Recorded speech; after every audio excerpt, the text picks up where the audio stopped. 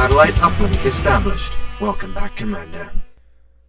In part 1, I briefly mentioned a couple new mission types that were added with the Kestrel Lancers DLC and the Rise of Rosselhag DLC, but I didn't go into detail. So I'm gonna fix that here. Let's start out covering the 2 new missions. Legend of the Kestrel Lancers added the Beachhead mission type.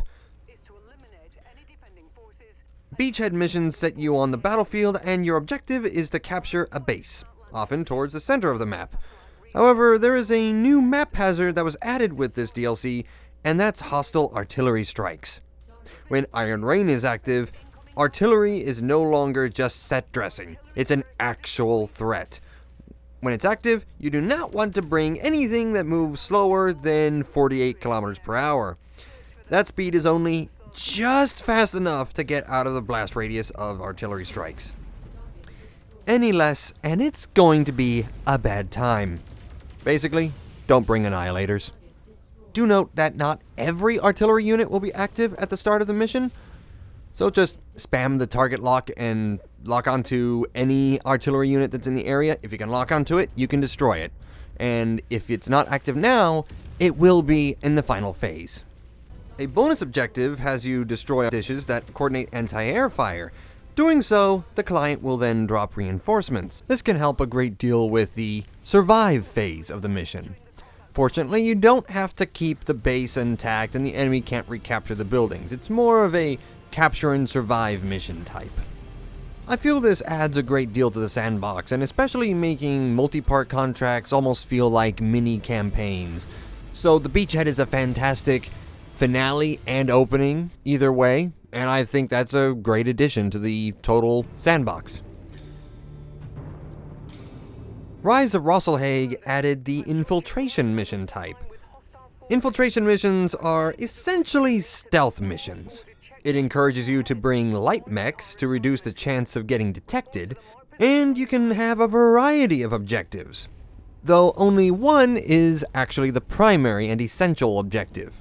It could be collecting supply caches, it could be destroying an unmanned mech before it gets manned, it could be capturing a stolen mech, or whatever it is, the goal is to not get detected. If you're detected, then every single enemy on the map will make a beeline straight for you. Fortunately, so long as your lancemates don't shoot and they're set to hold fire, they can actually just bump straight into the defending mechs and they won't notice. They only detect human players. So that's convenient, especially when the AI might get completely confused in pathing sometimes. But whatever your objective is, the design of this mission type is kind of the antithesis of what you want to do in this game, which you want to fight, you want to get into big battles, but here the goal is to avoid conflict at all costs. But to be fair, if you do pick up one of these contracts, this is a good mission to set all your negotiation points to C-bills, because if you're not expecting to get into actual firefights and take any damage, just put it on to C-bills, so this is just a big influx of C-bills. So this could essentially be like free C-bills, but it's a kind of boring objective type. If you have a Beagle active probe, it helps, but it's not very eventful. It can be a bit annoying, and ideally you want to bring light mechs, so in the end game, late game, when your hangar is mostly full of assault mechs and heavy mechs, it might feel more annoying than anything. It's not bad, but it's just not the way I usually play the game anyway. Now on to the remainder of the DLC. Dragon's Gambit. This DLC adds a large new campaign focusing on House Corrida. The merger of House Davian and Steiner is complete, and they have become the Federated Commonwealth.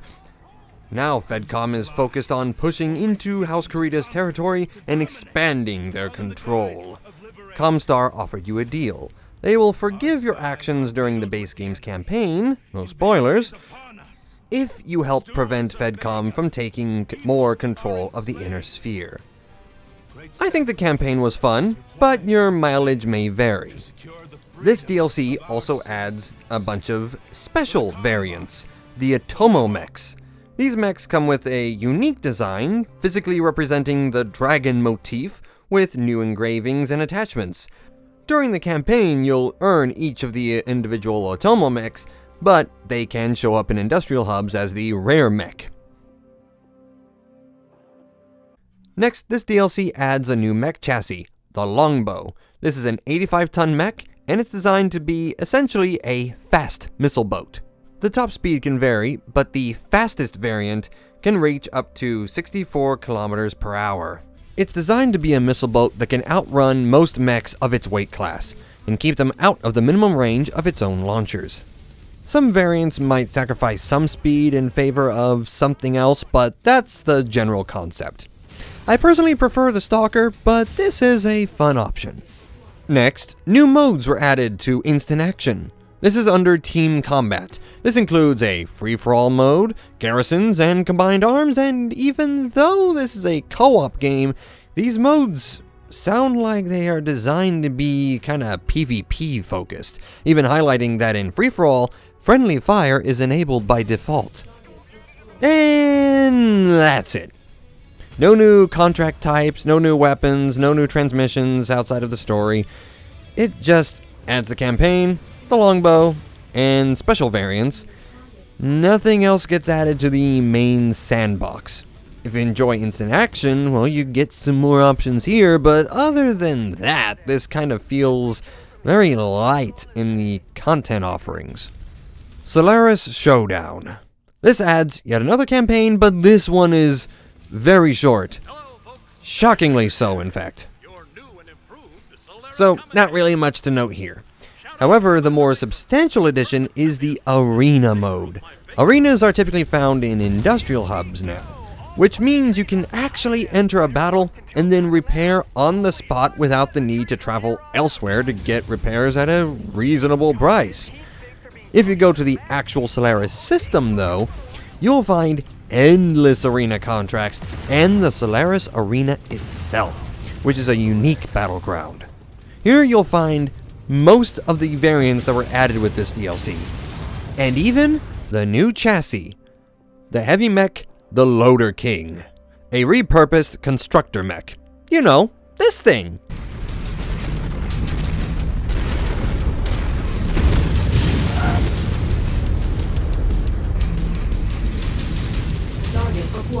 As you compete in the arena, you are building up your reputation and gaining additional rewards as you reach certain thresholds, and this is a nice added bonus.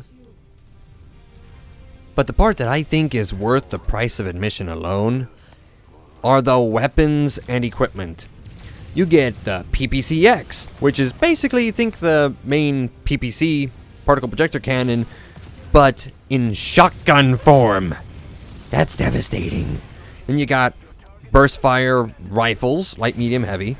You get the rapid fire autocannons, and the binary laser, which functions like large lasers, but even bigger.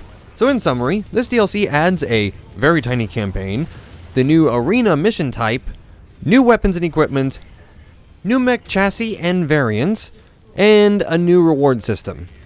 So I think this is a fairly fun DLC at a sale price. I believe that covers all the current Mechwarrior 5 Mercenaries DLC at this point. I think. I feel like I'm forgetting something. What is it?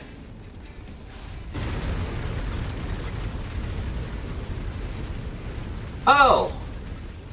Right. That. Shadow of Kinsky adds so much more to the game, and just might be the most substantial DLC to date.